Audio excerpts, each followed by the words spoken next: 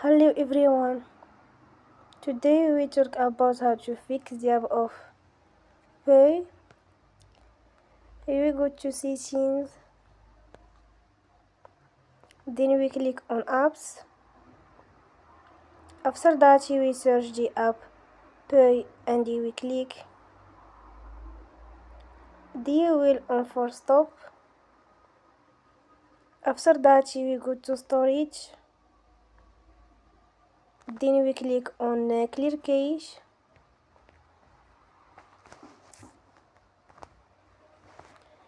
In the end, turn off your phone and you will restart your phone again. Don't forget to support us by like and subscribe. See you next time and thank you for watching.